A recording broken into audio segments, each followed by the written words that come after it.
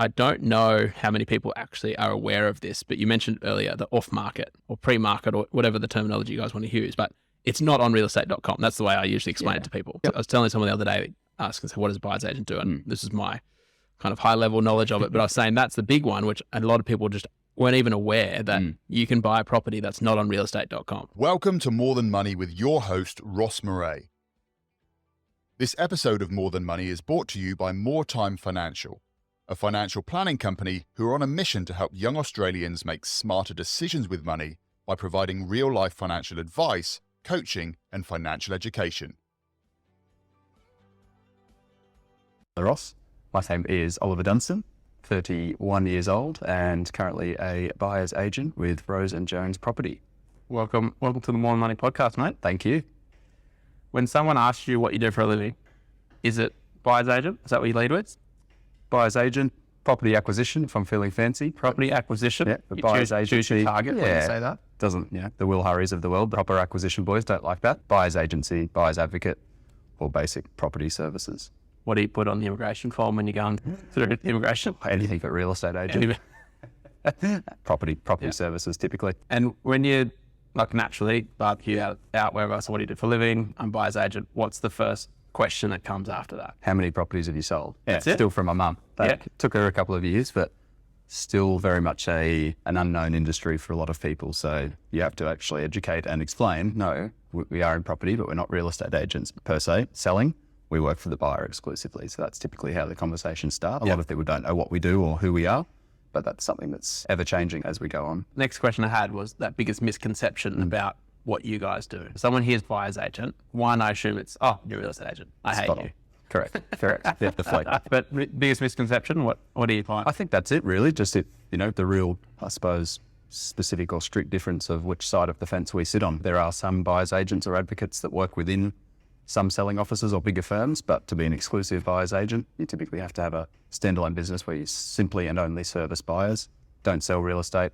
You only work on that side of the transaction, as well as some other forays into different parts of the industry, which we'll get into, property management and the like. But just that main misconception, we do not sell real estate. I've never sold a piece of real estate. I've only ever helped people buy. The reason why I wanted to get you on here is because your occupation, career, business is unique in a sense that I know that you probably talk to a lot of buyer's agents, but I think when I first started More Time Financial, when we spoke about this, at the time, I believe there was one buyer's agent on the Gold Coast. Yes. Sydney, and obviously in America, it's a lot bigger and things like that, but it's a unique occupation. And that's the thing I like to talk to people that do different jobs. Not that it's a crazy different job, but it's just a unique one. I'm not sure how many there are on the Gold Coast now. There's more than one, but... Actually, I saw something in a forum recently. How many buyer's agents do we think are in Australia now? And the number would be through the roof now, just through the rise of it over the last probably decade. I started nearly 10 years ago with Rose Jones. We've been around for nearly 25 years as probably the longest standing buyer's agency or advocacy firm in the country, but probably the last decade it really has taken off, and I think it's just buyers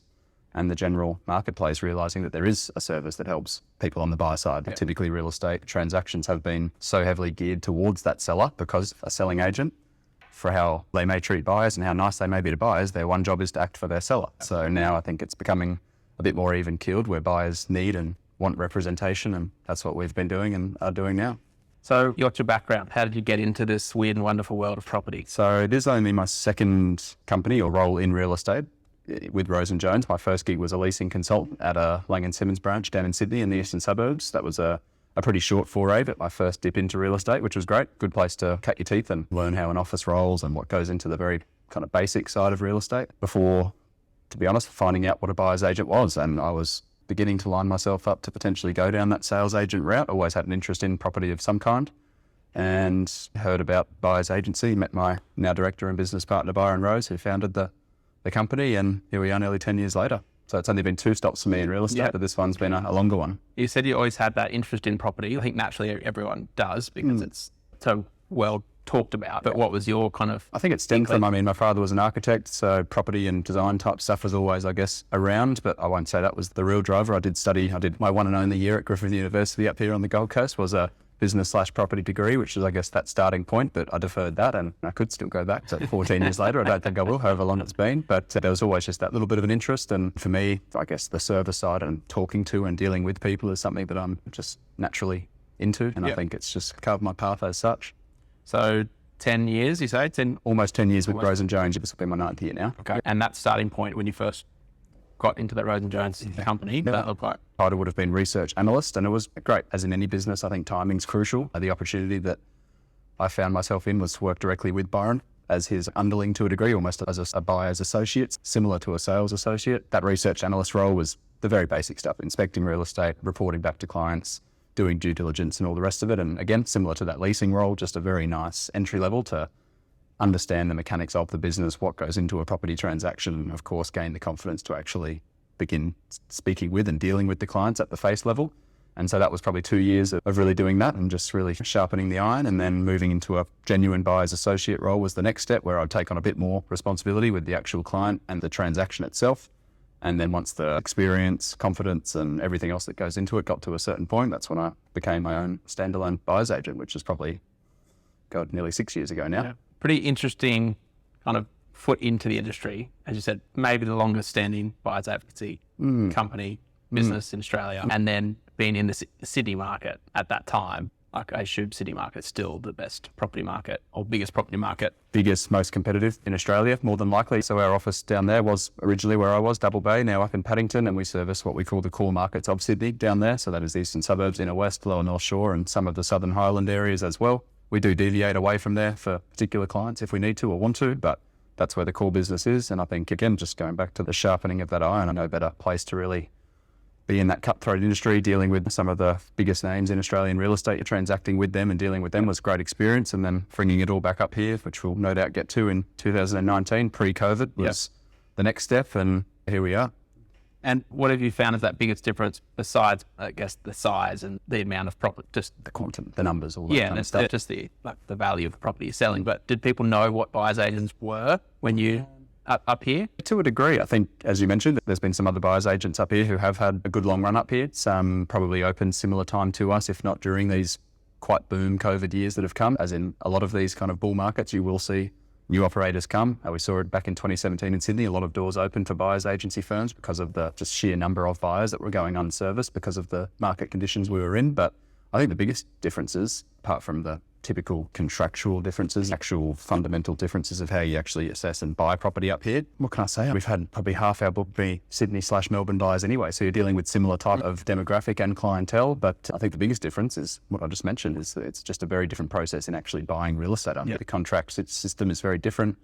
In Sydney, almost, I'd say 99% of the transactions I was involved with were complete unconditional purchases where there's no finance clause. You do your building capacity or your DD before you even go near signing a contract.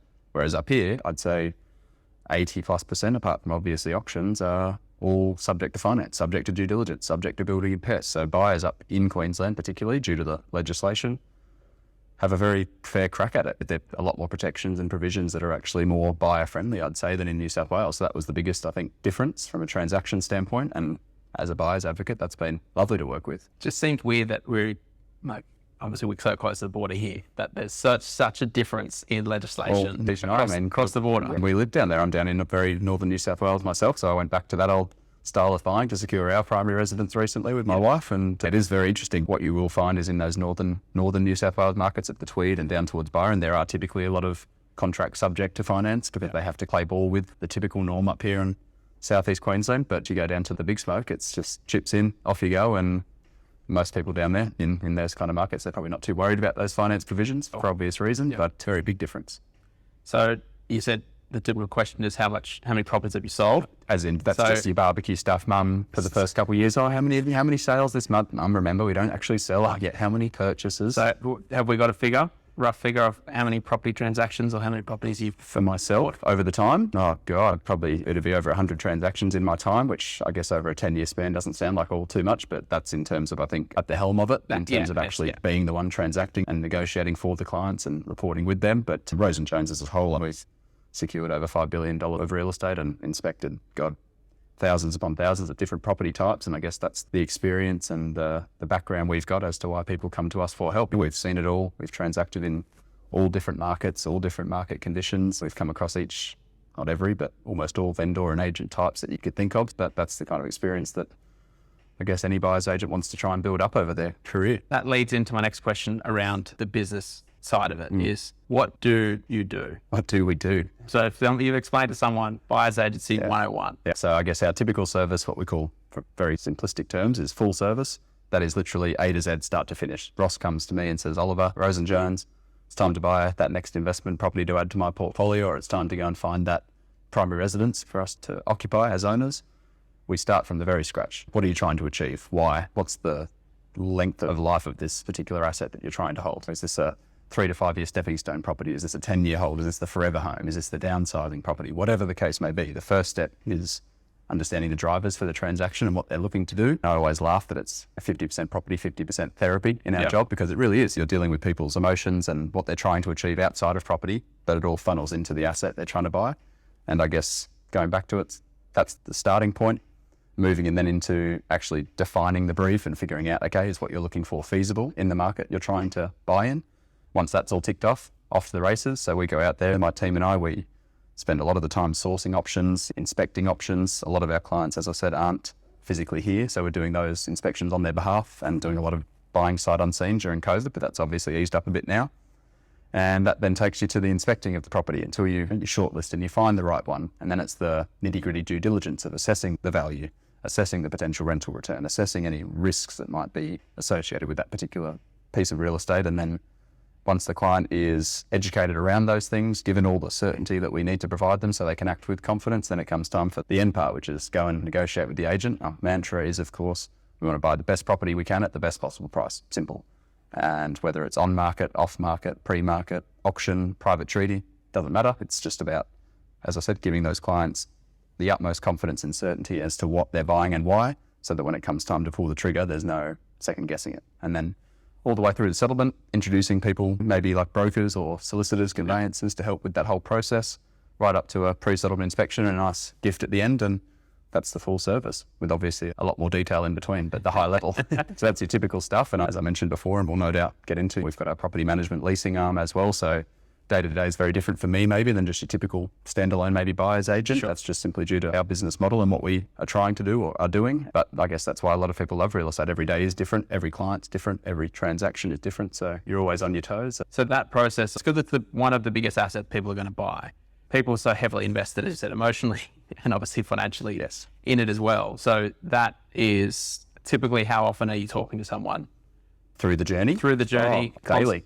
People, if you're obviously paying someone to go out there and help you find this very important asset, you just nailed it. It is probably single most expensive asset anyone's ever going to, or purchase anyone's going to enter into, unless you're talking about a different echelon of typical person where those transactions are the low end of what they're doing. But for most people, it is the biggest thing they'll probably ever buy. So we always take it back to when you need to go and get some medical advice, or dare I say even do your tax return, you're going to pay for help to maximize the outcome. But when it comes time to spend the most money you'll ever spend, forever and a day, people have thought, she'll be right, I'll do it on myself. I've watched the block, I'll go bid at auction. Whereas we like to say, hold on, this is something where you don't really want to make any mistakes, and we're there to future-proof what people are doing. That kind of ticks off the next thing I wanted to talk about, which is the benefits of working with you, where you said just you alone have done, let's say, 100 plus transactions. Rose and Jones as a whole would have done thousands of individual purchases, transactions. So you, as you said, you see it every single day. Versus everyday person on the street might buy, I don't know what the average is. Two or three, maybe, depending on what they're doing. And then if we look at that as an average, their parents, who's the one that usually get the advice from, has bought one, maybe two, three if we're lucky. So the level of knowledge around a property transaction is absolutely nothing.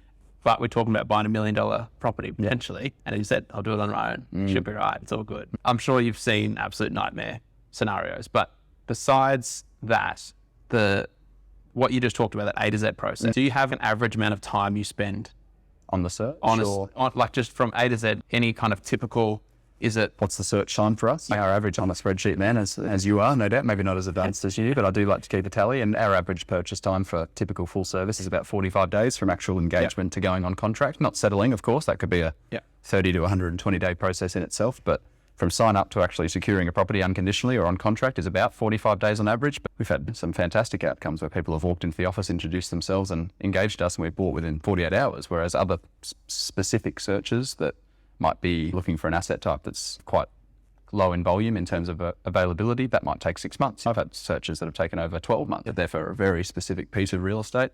Whereas others, investors, owner-occupiers, they can be turned around in less than a week. I guess going back to your initial point just previously around what are the main components or pillars as to why people would come to us, and it's what I mentioned before, it's actually having that experience behind you and backing you so you can act with that confidence, but also the fact that we have, as a company and as an individual agent, inspected so many properties, seen it all, seen every kind of different thing that can get thrown at you.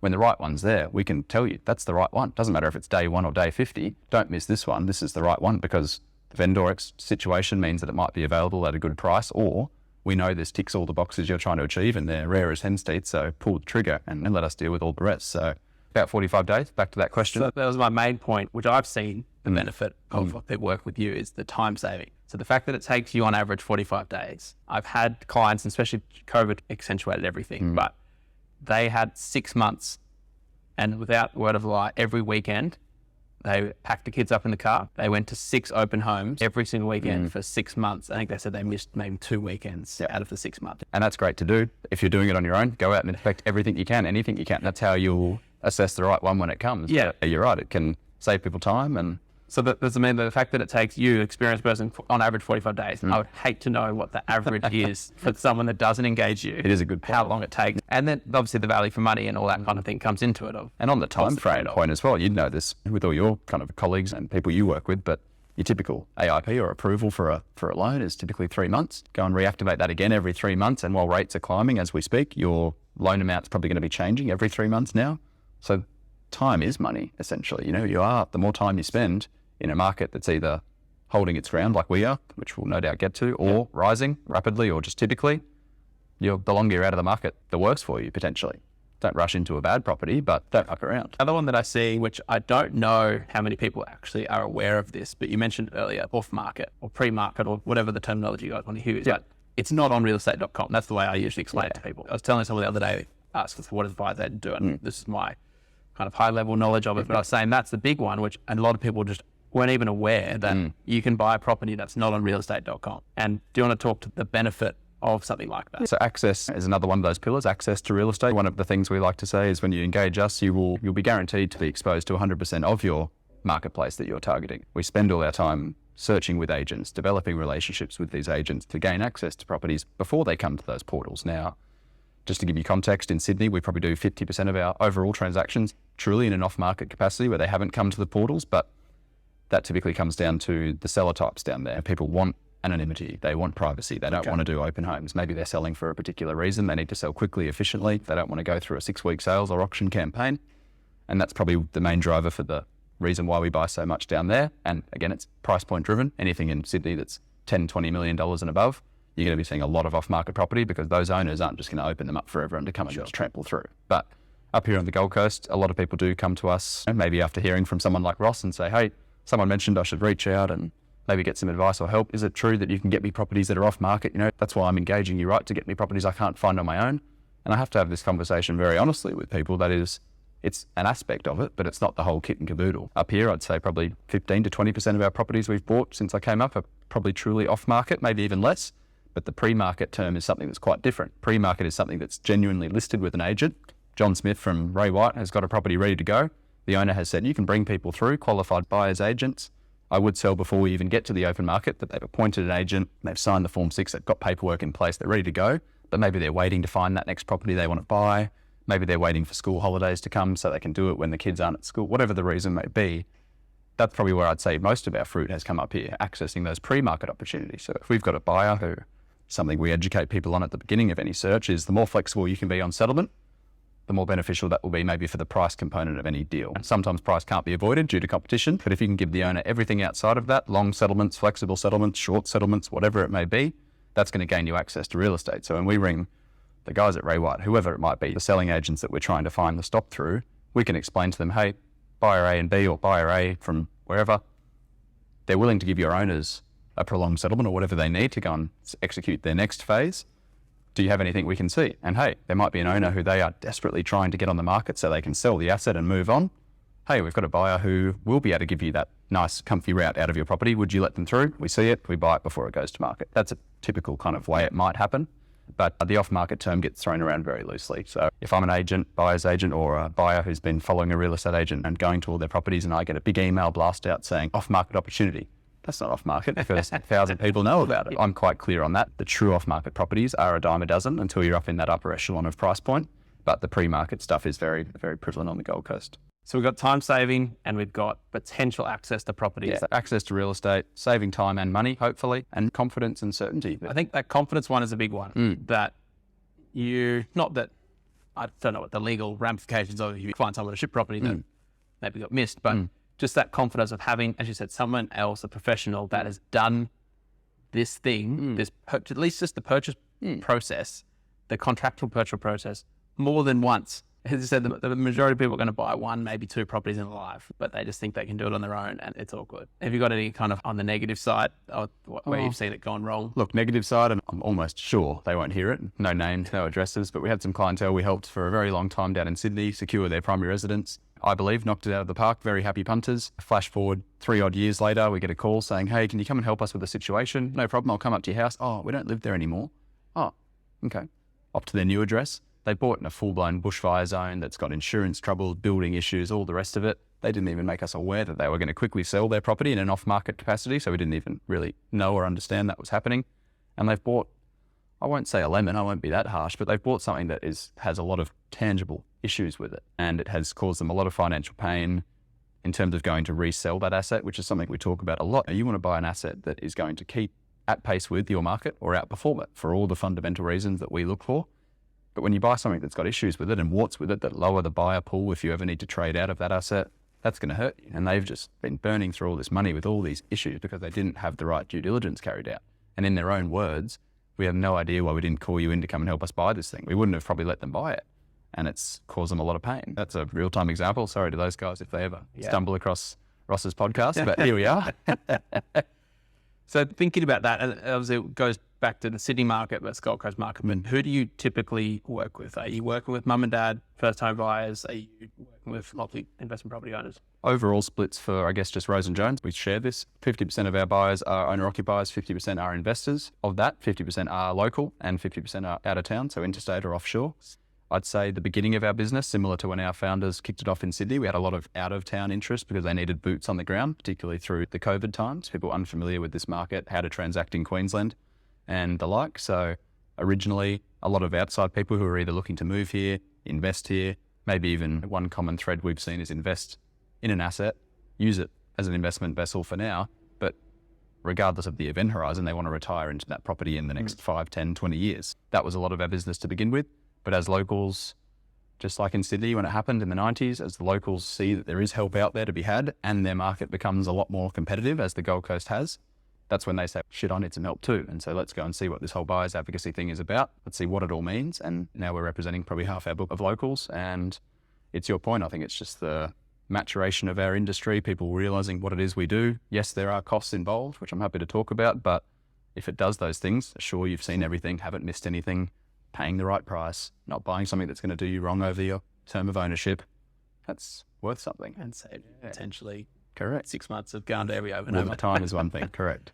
And do you find that process, that education process from someone buying their first home, they assume... Yeah, and to your question, typical buyer type. So we've got first home buyers, first-time investors spending $400,000, multi-property investors who are holding multiple assets that we've helped maybe in Sydney and up here. But really, that's another part of it that, as I said before, like lots of real estate agents or buyers agents you deal with typically different people every day. We're not wedded to any particular suburb either. It's not like I'm a Miami specialist. We service the whole Gold Coast and northern New South Wales. So one day we're up to Paradise Point, the next day down towards Byron Bay. So that's an invigorating part of it as well to answer your question. All walks of life. And then you said that you've moved now or recently into that post-purchase service, which is the management side of things. Property management. So you'll talk about that. So big part of the business in Sydney, as you can imagine, if we're buying for an investor, whether that be residential, commercial, and that's something I guess we didn't touch on initially. We do service all asset types, whether it be, as I said, residential, commercial, industrial, development site, whatever it may be.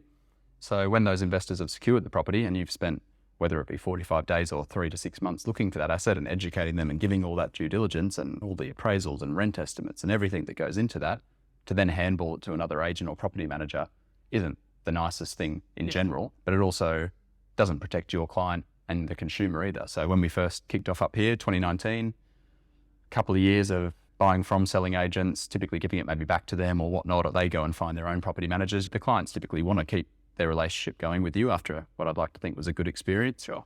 And we decided, I think, when would it have been? Late December 2021, to open the doors on the property management side of the business, just organically pushing through any investors that we bought for. They're normally more than happy to stay with us after, as I said, we've built that rapport and they've had that experience. But in the last probably 3 to 6 months, something we've talked about, we have acquired a local rent roll as well to bolster that side of the business. So we now manage quite a few more properties with a property management division that's now growing and building. And it's probably another point of difference, I think. Not many, not if any, but I'd say probably only 10 or 20% of buyers agents across the country, let alone on the Gold Coast, would actually have that property management service arm as well. So I guess it's just that holistic offering. We're going to go from educating you on the right asset, buying the best asset we can, and then managing it as best we can to generate the best return. Definitely. So that's just what we're doing now. And it's obviously an interesting side of the business, not my specialty per se, but I do obviously am involved with that, and it's a nice addition to our business. And you touched on earlier saying obviously there's a fee involved, and I think it's something that is interesting when it comes to the seller's agent side of things.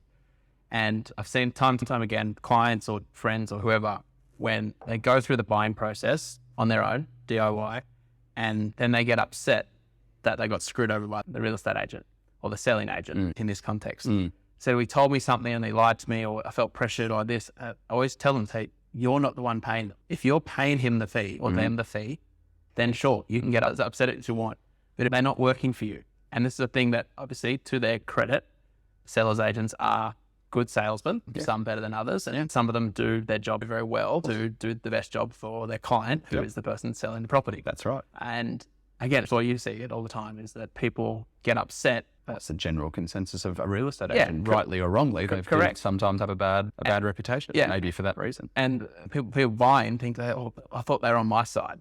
Unless you're paying the bill, they're not on your side. Many a time, clients of ours, whether they're clients who don't convert to clients, or clients who have come on board after some time, they will mention things like, I've been looking for 6 months. I know these agents. I'm in their database. They'll call me with any new listings they've got. They're working with me. You're right. If you're paying a hefty sum as a vendor to this agent, you better hope that they're doing everything they can to extract every dollar out of the market. The owner doesn't mind what right or wrong tricks they may or may not be using to get that outcome. But for them, all they're interested in is the best possible dollars, unless terms are important, which we touched on. And for the typical buyer, they sometimes can come and be a little bit jaded by the outcome. And a lot of business comes to us, or clients come to us, to our business, when they're at the end of their tether. They've gone to multiple auctions, they've missed out. Maybe the price was here when they thought it would be here based on the agent's feedback. A typical, not trick, but a typical happening to get as many interested bidders as they can to ramp up the competition and get the ultimate result. That's the goal. They've just, like you said, they've spent 6 months out on the road. They're not getting anywhere. We're in multiple offer situations on the Gold Coast or Queensland, which is a very different scenario to Sydney, where agents can't really disclose values of any other offers. It's basically put your best foot forward and see if you're the winner. People come to us very tired of that and sick of missing out and all the rest of it, and say, okay, I'm fed up. It's time to bring in someone who might know what they're doing or has the experience to really guide them and get them the outcome they're after. So with that in mind, if you're happy to disclose, how does it work from a fee perspective? Yeah, and I think on the selling side, that's the important part to remember as well. I have this conversation regularly, as you can imagine. When you go to sell your asset and the settlement funds hit the lawyer's account, settlement day comes, you don't even see that fee that the agent's getting. All gets dispersed. You get your nice chunk of funds if it's gone well. Agent gets paid, lawyers get paid. It all just gets dished out on the day. Whereas for us, we are paid exclusively by the buyers. That's something to be very clear with the audience. We are remunerated by our buyers only. We don't take fees from the sellers. We don't take fees from the selling agents, anything like that. That means we are exclusive buyers agency. And full service, we're a fee-for-service model. For our full service, we typically charge a retainer or an engagement fee that survives the duration of the agency agreement, whether it be 6, 12 months, however long it needs to be. And when we do successfully, unconditionally buy a property, a success fee is payable. And we typically charge a percentage of that purchase price. We do cap our fees in line with the client's budget at the beginning, but most buyers agents will either charge a flat set fee based on the price point they're working in, or have a percentage commission structure. And we also have a couple of other tiers of service, which are similar, but different or lower fees. And just something which I'm sure we can touch on in a sec around just property in general, but typically from my side, when people come to me like, I've just got an offer on the house, I'm going to sell it for $1 million. I owe $500,000 on the mortgage, so I'm going to walk away with $500K in the bank. No, you forgot. So we've got about the agent's fees, we've got about this, and it's just, as you said, it's not known, or it's known because they talk about it, but it's not seen. So you're not physically transferring the money. So then it's just kind of forgotten. That's it. And again, you said it before, but in America, in the States, it has buyers agents have been around for a long time. Almost all transactions do facilitate a selling agent and a buyer's agent. There's a 6% seller's fee. And that 3% or whatever the split is, half of it may go to the buyer's advocate or agent and the other half goes to the selling agent. So they're basically conjuncting on a deal. The seller's paying the wad. Buyer might have representation, but they're clipping their ticket or fee from the seller, which I don't know that market and how that all operates as well as I probably could or should. But in the same breath, I sit there and say, hold on, the buyer's agent's probably going to get paid more the higher the price is. So that's another reason as to why having an exclusive buyer's agent is important. And you have to ask that question. And is that a law here in Australia that it has to be that way? As in, you have to be exclusive on this side? To a degree, don't get me wrong, there could well be a relationship between a sales agent and a buyer's agent where there's fees moving. Ethical, unlikely, illegal, maybe not. But typically, as we run it, we only will ever get paid by the buyer. That's it. And that's one of the key questions I always take for clients or people who are considering using us to go out there and ask, are you an exclusive buyer's agent? Can you prove and demonstrate that? And all our agreements stipulate those kind of things. And I think like anything really, we see the stuff that happens in America, so then everyone just translates to here, oh, that's how it works. And I've been guilty of seeing a show or two on Netflix and then they have the agency office or whatever it's called, selling on set or something, and it's the buyer's agent and the selling agent, buyer's agent and selling agent in the same office. And I was like, how is this how does this work? I mean, obviously that's a different market. And again, no shade on any of the potential sales agencies or brands doing this, but in 2017 we saw it. Ray White, LJ Hooker opened literal buyer's agent arms and offices around some parts of Sydney because of, again, the extreme buyer demand, low stock, just the market conditions similar to what we've come from or through. And it just doesn't work because it's, again, up here on the Gold Coast, there might be some selling agents who have got a buyer's advocate in their office working with buyers, trying to collect fees from working with those buyers. But the main issue I see with that is if you're a seller or a potential buyer looking to use that buyer's agent who works in a selling agency firm, how are they going to get the access to the real estate? If you're, let's just say you're working at Ross Murray Real Estate, I'm at Oliver Real Estate, you call me saying, hey, have you got some off-market opportunities for my buyer I'm working with? I'm not working with you, mister. And you're going to try and list that property. So there's just this conflict there, I think, and you need to really be exclusively represented as a buyer and not that murky in between, I think. The other thing you mentioned there was the location that you work in. And it's something that I have seen with other buyer's agents where they're like, oh, we're a specialist in this area. And I think that's okay to a point. But for me, as I'm sitting on the financial planning side where we're looking for an investment property, where it's located, if it's purely investment, putting our investment hat on, we don't necessarily care what it looks like. As long as the numbers stack up, then that's fine. It's thinking about, okay, does it matter where that property is located? If it's purely financial, we're never going to limit it, whatever. So going to a buyer's agent, they say, oh, great, we found a place in Burleigh or wherever. And then you find out that they're a Burleigh specialist. Was that the best property for them? Or was it just because that was the best property in that area that they had access to or whatever? Yeah, so it's something that, and I understand that you can't be an Australian-based property I was about to touch, but then again, I know it's again something I'm not overly familiar with. I'm in my lane clearly. So for Rose Jones and where we are, we operate in our areas, as I mentioned, Gold Coast, northern New South Wales, down towards your Byron Bays and things. That's the area that we have expertise in. We know these areas. We have agents in different pockets that specialise in these different areas. We know the agents, etc., the values and all the rest of it.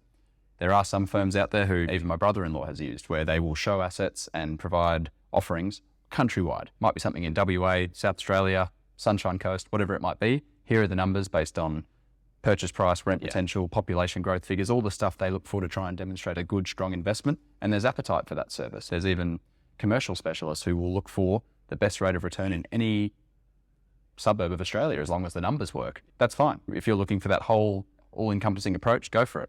But if you're looking to buy an asset in this particular market, which we can talk about why I think this is the kind of area you might want to invest in compared to somewhere you've never heard of in the top of WA. That's my other skeptical part. If the buyer's agent who you're working with has never stepped foot in that town or suburb, I would be a little bit concerned if I was spending my money there, but to each their own. This is the pocket that we know and where we can give the appropriate guidance and advice on. And obviously you've got the Sydney offices thing as well. I think, as I said, it's more so where it's like, we're so narrow that it's like, we're a suburb specialist.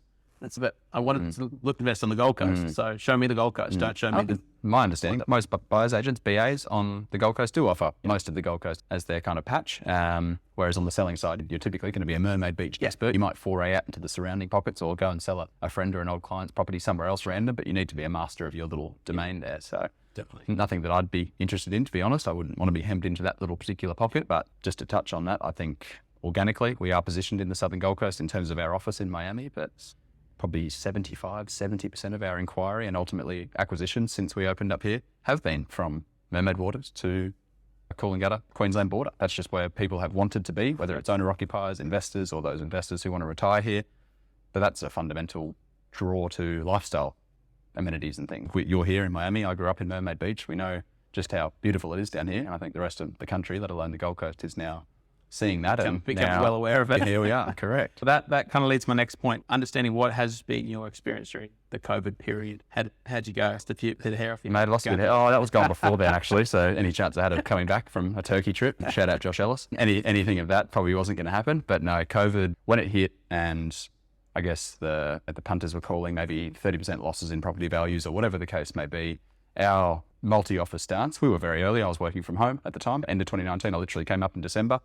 And our advice to clients was sit tight. We don't know what's going to happen, so we're not going to advise you to do things. If you want to buy a particular asset or you've got an appetite to go and buy for your own reasons, we will still buy it to the best of our ability, but we can't forecast what's happening in 3 years, let alone 3 weeks. We sat tight.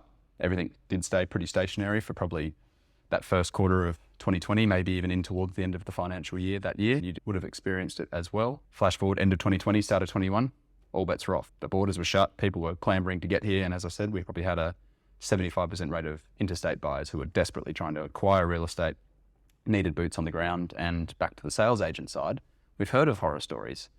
FaceTime inspection with a selling agent at the property. They've paid $2 million for it. They've got here 6 weeks later after settlement from Melbourne.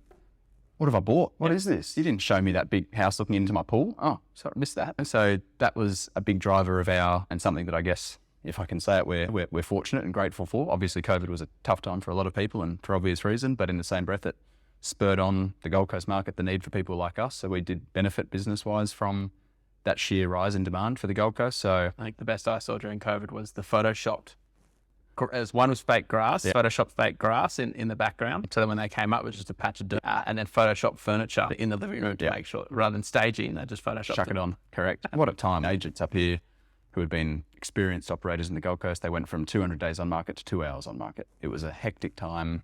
There was a lot of burnout. Agents' phones were ringing more than they do normally, hundreds of calls a day, literally hundreds. And a lot of buyers would ring us.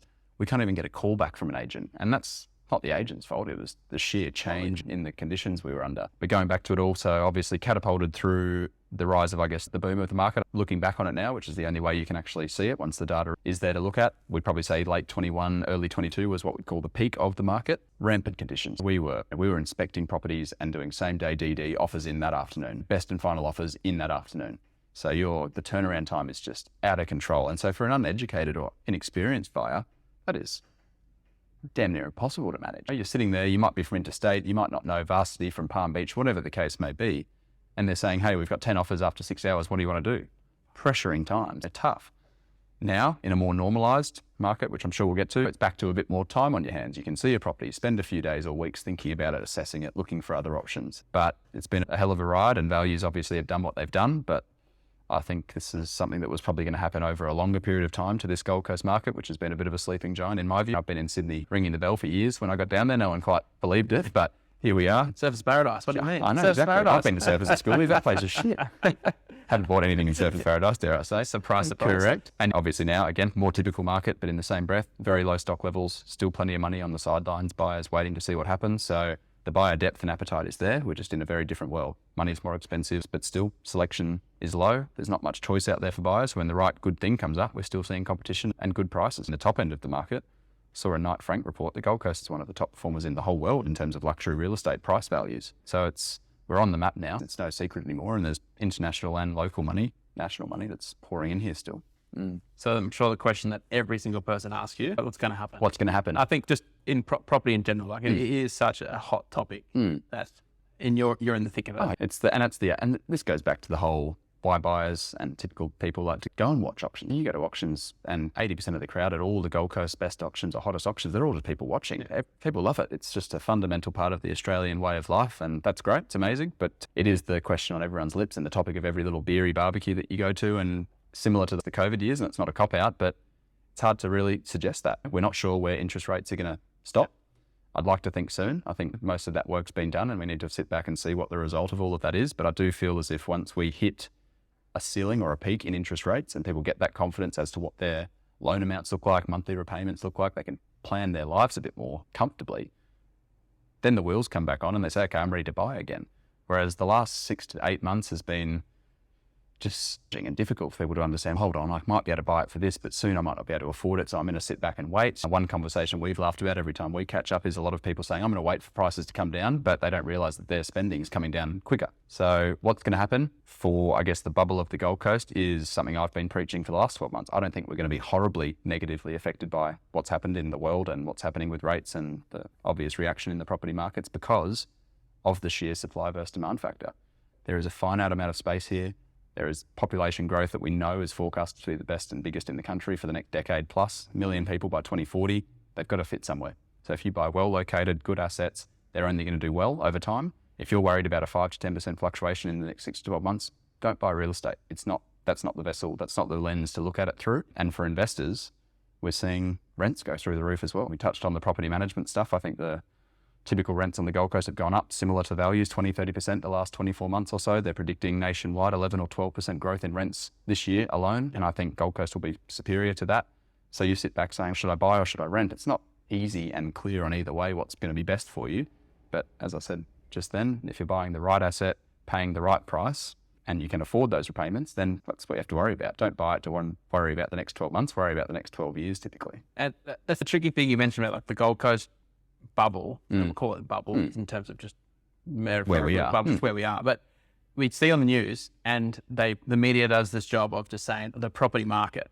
And I've touched on this in previous podcast episodes before, like the property market. Please explain to me, what is the property What are you market? referring to? Are we talking Sydney? Are we talking nationwide? WA? Capital cities only? What is the property market? As I say, housing prices have decreased by X percent. Australia's going to reset all the stuff that the negative media, which they do a great job of spinning. And then you look at these pockets. Like Gold Coast is this prime example of exactly what you just said. There's this demand for people to want to live here for obvious reasons. It's fantastic. But then you talk to people like, oh, should I be worried about the property market? So it's going down. Yeah, 3% month on month. Where are you looking at buying? Oh, I was looking at buying in Palm Beach. Okay, let's look at the numbers. I don't care what's happening in Sydney. The news said this, news said, oh, and I thought, we're talking about buying in Palm Beach. What you're alluding to, and we've talked about this, there are markets within market. Yeah. The greater general Australian property market, yes, can be considered one thing, but don't look at that to consider what you're doing. Look at your market that you're entering or you're in. Prime example, went to an auction, McGrath, Palm Beach, sold something on, can't remember the street, anyway, Palm Beach, typical beach shack type block, north facing out the rear, all the good stuff. Walk to beach, walk to all the amenity and everything like that.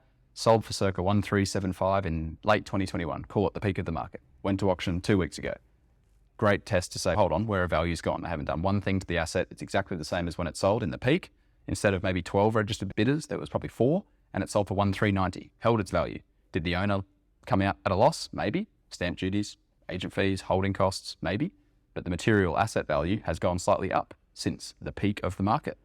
Great example. Whereas some properties in western parts of the Gold Coast, other areas that might not be as favourable, there's instances of 15 to 20% pullback.